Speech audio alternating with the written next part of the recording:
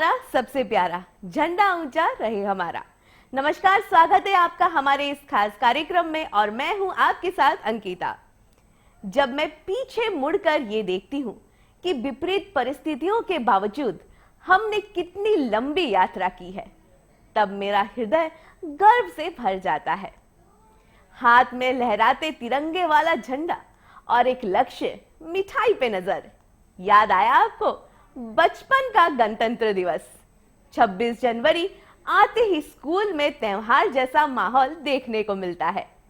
आप में से कईयों को मन में सवाल उस वक्त रहते होंगे कि कैसे सिलेक्ट होता है ये झांकियां, ये 21 तोपों की सलामी क्या है, पहली परेड कैसी चल रही होगी। आज के इस खास कार्यक्रम में आपको बताएंगे उस हर सवाल का जवाब जो अब तक आपसे दूर रहा।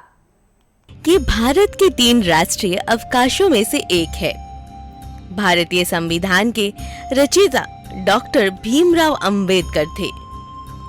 एक स्वतंत्र गणराज्य बनने के और देश में कानून का राज स्थापित करने के लिए 26 नवंबर 1949 को भारतीय संविधान सभा द्वारा इसे अपनाया गया और 26 जनवरी 1950 को लागू किया गया था। इसे लागू करने के 26 जनवरी की तिथि को इसलिए चुना गया था क्योंकि 1930 में इसी दिन भारतीय राष्ट्रीय कांग्रेस ने भारत को पूर्ण स्वराज घोषित किया था। हमारे गणतंत्र का 77वां वर्ष कई अर्थों में देश की यात्रा में एक ऐतिहासिक पड़ाव है। ये उत्सव मनाने का विशेष अवसर है। गणतंत्र दिवस भारत गणराज्य का एक राष्ट्रीय पर्व है जो प्रतिवर्ष 26 जनवरी को मनाया जाता है। इस वर्ष 2026 में भारत का 77वां गणतंत्र दिवस मनाया जा रहा है। इसी दिन सन 1950 को भारत सरकार अधिनियम को हटाकर भारत का संविधान लागू किया गया था। राजधानी दिल्ली में बहुत सारे आकर्षण और मनमोहक कार्यक्रम आयोजित किए जाते हैं। दिल्ली को अच्छी तरह सजाया जाता है। बड़ी धूमधाम से परेड निकालते हैं जिसमें विभिन्न प्रदेशों और सरकारी विभागों की झांकियां होती है। देश के कोने कोने से लोग दिल्ली में 26 जनवरी को परेड देखने आते हैं। भारतीय सेना के अस्त्र शस्त्रों का प्रदर्शन होता है। 26 जनवरी के दिन बहुत से मनमोहक कार्यक्रम आयोजित किए जाते हैं। देश के हर कोने में जगह जगह ध्वजाबंधन होता है और कई तरह के कार्यक्रम आयोजित किए जाते हैं।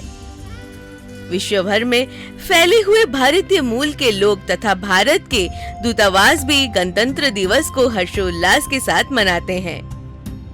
भारत के हर कोने कोने में मनाया जाता है और देश के प्रति एक नई उमंग देखने को मिलती है।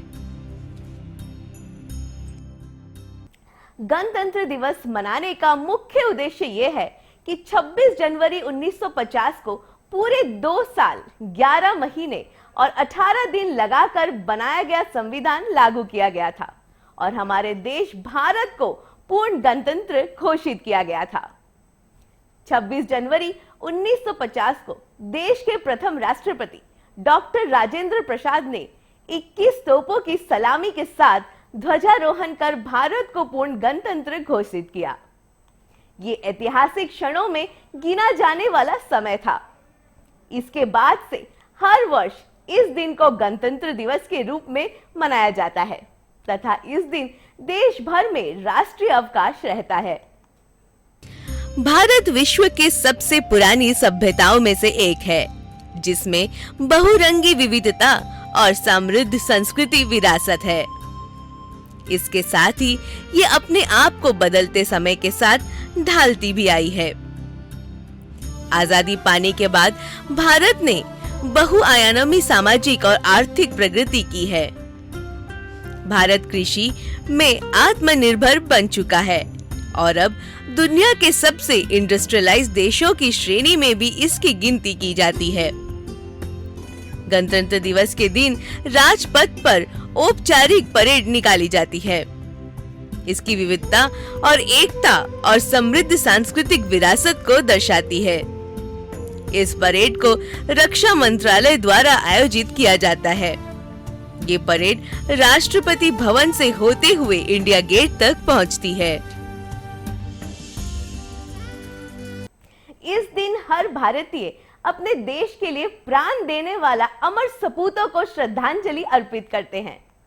गणतंत्र दिवस की पूर्व संध्या पर राष्ट्रपति राष्ट्र के नाम संदेश देते हैं। स्कूलों, कॉलेजों आदि में कई कार्यक्रम आयोजित किए जाते हैं। हर साल इस दिन भव्य परेड, झांकियां और देशभक्ति से भरे कार्यक्रम आयोजित किए जाते हैं। लेकिन इसके पीछे छिपे कई दिलचस्प और कम चर्चित किस्सों के बारे में बहुत कम लोग जानते हैं। 26 जनवरी को ही गणतंत्र दिवस क्यों चुना गया? संविधान लागू होने में कितना समय लगा? और पहली परेड से जुड़े कौन से रोचक तथ्य हैं? ये सभी बातें इस दिन को और भी खास बनाती हैं। आखिर 26 जनवरी को ही क्यों मनाया जाता है गणतंत्र दिवस? इसके पीछे की वजह क्या आप जानते हैं?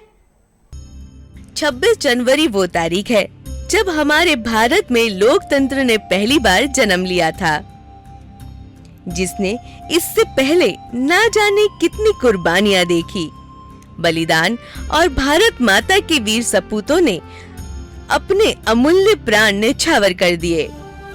इसी दिन हमारा संविधान भी तैयार हो गया था। वो संविधान जिसकी शपथ लेकर देश की अदालतें फैसला लेती हैं। आज से 77 साल पहले 26 जनवरी 1950 को इसे गणतंत्र दिवस के रूप में चुना गया। तब से लेकर आज तक हम हर साल 26 जनवरी को गणतंत्र दिवस का उत्सव मनाते हैं। उत्सव लोकतंत्र का और उत्सव संविधान का। संविधान को मसौदा तैयार होकर संविधान सभा के सामने पेश किया गया। अगले 2 सालों में संविधान सभा ने कई बैठक की, इस मसौदे पर चर्चा की, कई बदलाव किए और आखिरकार 24 जनवरी 1950 को इसे स्वीकार कर लिया। ये एक ऐतिहासिक क्षण था। 308 सदस्यों ने संविधान की 2 प्रतियों पर हस्ताक्षर किए, एक हिंदी में और दूसरी अंग्रेजी में। इस कदम ने भारत को एक स्वतंत्र गणराज्य के रूप में स्थापित किया। अंग्रेजों ने औपनिवेशिक शासन कानून की जगह अब भारत का अपना संविधान देश का मुख्य कानून दस्तावेज बन चुका था। हालांकि संविधान सभा ने तय किया कि संविधान को लागू करने के लिए 2 दिन और इंतजार किया जाएगा।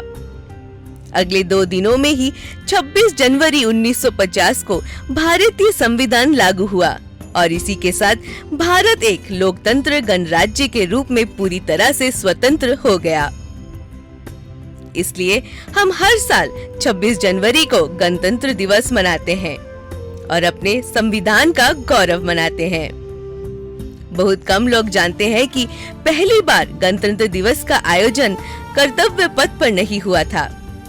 साल 1950 में इसका पहला आयोजन दिल्ली के इरविन स्टेडियम में किया गया था, जिसे आज मेजर ध्यानचंद नेशनल स्टेडियम कहा जाता है। इसी कार्यक्रम में डॉक्टर राजेंद्र प्रसाद ने देश के पहले राष्ट्रपति के रूप में पद संभाला। 77वें गणतंत्र दिवस का ये आयोजन सिर्फ परेड या प्रदर्शन नहीं, बल्कि उस भावना का प्रतीक है जिसमें देश की एकता, वैभव और संकल्प समय हुआ था। 26 जनवरी को दिल्ली के कार्यवत पथ पर फिर इतिहास को दोहराया जाएगा और भविष्य का खाका पेश करेंगे। राष्ट्रीय राजधानी दिल्ली के कर्तव्य पथ पर हर साल 26 जनवरी को गणतंत्र दिवस परेड भारतीयों के लिए गौरव का प्रतीक होती है, जिसमें देश की सेना, ताकत और सांस्कृतिक रंगों का एक अद्भुत संगम देखने को मिलता है। इस बार गणतंत्र दिवस परेड का मुख्य थीम वंदे मातरम है।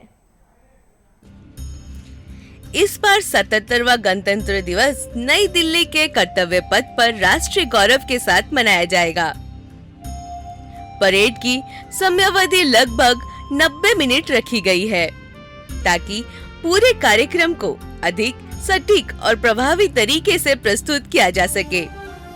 इस बार परेड में भारतीय सेना, नौसेना और वायुसेना के जवानों के साथ साथ अर्धसैनिक बलों CAPF, NSG, BSF, camel contingent, NCC और NSS के दस्ते शामिल होंगे।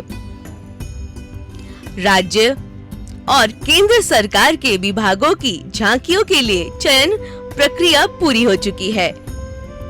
जानकारी के मुताबिक कुल करीब 15 से 18 राज्यों की झांकियां और कई केंद्र मंत्रालयों की थीम आधारित झांकियां परेड में दिखाई देंगी।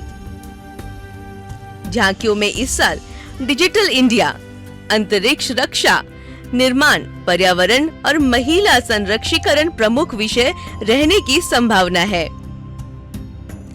परेड में हजारों कलाकार पारंपरिक नृत्य और सांस्कृतिक प्रस्तुतियां देंगे।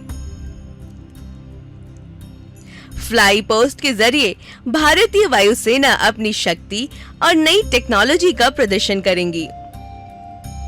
कार्यक्रम के तहत राष्ट्रपति द्वारा राष्ट्रीय ध्वज फहराया जाएगा, राष्ट्रीय गान होगा और 21 तोपों की सलामी दी जाएगी। इसके बाद वीरता पुरस्कार प्रदान किए जाएंगे, जिसमें परमवीर चक्र, अशोक चक्र और वीर चक्र शामिल है। इसके अलावा बच्चों और आम नागरिकों को भी सम्मानित किया जाएगा, जिन्होंने विपरीत परिस्थितियों में साहस और बहादुरी दिखाई है। जानकारी के मुताबिक करीब 15 से 18 राज्यों की झांकियों को मंजूरी मिल चुकी है। साथ ही कई केंद्रीय मंत्रालय और सांस्कृतिक विभाग भी अपनी झांकी पेश करेंगे। परेड में हजारों कलाकार देश की विविध संस्कृति को मंच पर जीवंत करेंगे। असम से लेकर तमिलनाडु तक और राजस्थान से लेकर उत्तर पूर्व तक लोक परंपराएं में शामिल होंगे। समारोह के समापन के बाद 28 और 29 जनवरी को वेटिंग डे रिट्रीट आयोजित होगा, जो प्रकाश और संगीत के साथ पूरे उत्सव का औपचारिक समापन है। दूसरी तरफ परेड के दौरान सुरक्षा को लेकर भी बड़े पैमाने पर एहतियात अपनाए जा रहे हैं। दिल्ली में मल्टी लेयर सुरक्षा व्यवस्था लागू होगी। परेड में दर्शकों के लिए इस बार स्मार्ट टिकटिंग सिस्टम अपनाया गया है, जिसमें QR कोड, डिजिटल वेरिफिकेशन और पहचान की प्रक्रिया को आसान किया गया है। परेड देखने के लिए लोग ऑनलाइन आमंत्रण ऐप और वेबसाइट के जरिए टिकट खरीद रहे हैं। टिकट की कीमत 20 रुपए से 100 रुपए तक निर्धारित की गई है। परेड में राष्ट्रपति द्रौपदी मुर्मू, प्रधानमंत्री नरेंद्र मोदी, रक्षा मंत्री और तीनों सेनाओं के प्रमुख मंच पर मौजूद होंगे। इस बार प्रदर्शित होने वाली झांकियों में महिला सैनिकों की भागीदारी भी बढ़ाई गई है। नौसेना और वायुसेना में महिला ऑफिसर्स की प्रस्तुतियां आकर्षण का केंद्र होगी। आज के दिन लोग अपना धर्म, जाति, लिंग भूलकर इस दिवस को मनाते हैं। ये पूरे देश को एक साथ लाता है। भारतीयों के लिए 26 जनवरी सिर्फ एक तारीख नहीं, बल्कि लोकतंत्र और संविधान की ताकत का प्रतीक है। इसी दिन भारत ने खुद को एक संपूर्ण समाजवादी, धर्मनिरपेक्ष और लोकतांत्रिक गणराज्य घोषित किया था। ये सचमुच हमारे देश की विविधता को दर्शाता है। ये पूरे देश को एक साथ लाता है। ये सचमुच हमारे देश की विविधता को दर्शाता है। भारत की राजधानी नई दिल्ली इसे गणतंत्र दिवस परेड के साथ मनाती है, जो भारतीय सेना की ताकत और हमारे देश की सांस्कृतिक विविधता को प्रदर्शित करती है। ये परेड अन्य शहरों में भी होती है, जहां बहुत सारे स्कूल भाग लेते हैं। बच्चों और पेशेवरों को इतना प्रयास करते हुए देखना खुशी की बात है। जिस तरह से वे परेड की शोभा बढ़ाते हैं, उससे किसी को भी अपने देश पर गर्व होता है। इस दिन हम राष्ट्रीय ध्वजारोहण भी करते हैं। ये दिन हर भारतवासियों के लिए बहुत ही गर्व का दिन होता है। हालांकि ये बहुत खुशी का दिन है। हमें स्वतंत्रता के उस संघर्ष को नहीं भूलना चाहिए जिसमें हमारे पूर्वजों ने भाग लिया था। गणतंत्र दिवस परेड सिर्फ एक दिन का आयोजन नहीं होता। इसकी तैयारी हर साल कई महीनों पहले से शुरू हो जाती है। इसमें शामिल जवान रोजाना कठिन अभ्यास करते हैं और परेड वाले दिन तड़के सुबह आयोजन स्थल पर पहुंच जाते हैं। इस समारोह को देखने के लिए लोग दूर दूर से आते हैं। गणतंत्र दिवस की पूर्व संध्या पर भारतीय राष्ट्रपति भारत के लोगों को पद्म सम्मान से सम्मानित करते हैं। भारत रत्न या भूषण पद्म पुरस्कार प्राप्त करने के लिए आपको कोई विशिष्ट उपाधि धारण करने की आवश्यकता नहीं है। एक विशेष समिति लोगों को नामांकित करती है। भारत रत्न और पद्म पुरस्कार दो सर्वोच्च नागरिक सम्मान है। भारत रत्न देश का सर्वोच्च सम्मान है। पद्म भूषण पुरस्कार के लिए 3 अलग-अलग श्रेणियां हैं: पद्म विभूषण, पद्म भूषण और पद्मश्री। गणतंत्र दिवस हमें एकजुटता का मूल्य भी सिखाता है। ये दिन हमें बताता है कि एकजुट होकर देश के लोगों ने ब्रिटिश साम्राज्य के खिलाफ संघर्ष में भारतीय स्वतंत्रता आंदोलन का समर्थन किया, जिससे शक्तिशाली ब्रिटिश शासन की नींव हिल गई।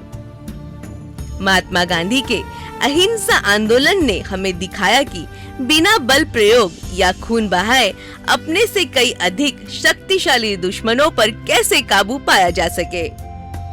संविधान ये सुनिश्चित करता है कि देश में कोई जाति, पंथ या धार्मिक भेदभाव ना हो और गणतंत्र दिवस इसकी याद दिलाता है। गणतंत्र को लोकतंत्र, जनतंत्र व प्रजातंत्र भी कहते हैं, जिसका अर्थ है प्रजा का राज्य या प्रजा का शासन। जिस दिन देश का संविधान लागू हुआ था, उसी दिन से महत्व को समझते हुए उसी दिन को गणतंत्र दिवस कहा गया। जब भारत के आजाद होने के बाद भी भारत पर किसी और देश का संविधान लागू था और सभी उसी के आधार पर शासन चल रहे थे, लेकिन देश के कुछ महान लोगों को आभास हुआ कि देश की प्रगति के लिए अपना संविधान होना अति आवश्यक है। कुछ महान विद्वानों की देखरेख में भारत का अपना संविधान लिखा गया और 26 जनवरी 1950 से इसे लागू किया गया। केवल संविधान को लागू करना 26 जनवरी को गणतंत्र दिवस के रूप में मनाने का एकमात्र कारण नहीं है। हालांकि इसके अलावा इस दिन का एक और इतिहास भी है, जिसे शायद बहुत कम लोग जानते हैं। इस दिन लाहौर में भारतीय राष्ट्रीय कांग्रेस के अधिवेशन में पंडित नेहरू जी की अध्यक्षता में कांग्रेस द्वारा इस बात की घोषणा की गई थी, यदि 26 जनवरी 1930 तक भारत को स्वायत्त शासन अर्थात स्वयं शासित राज्य नहीं बनाया गया, तो इसके बाद भारत अपने आप को पूर्णतः स्वतंत्र मान लेगा। लेकिन जब ये दिन आया और अंग्रेजी सरकार द्वारा इस मुद्दे पर कोई जवाब नहीं दिया गया, तो कांग्रेस ने उस दिन से पूर्ण स्वतंत्रता प्राप्ति के लक्ष्य से अपना सक्रिय आंदोलन आरंभ कर दिया गया।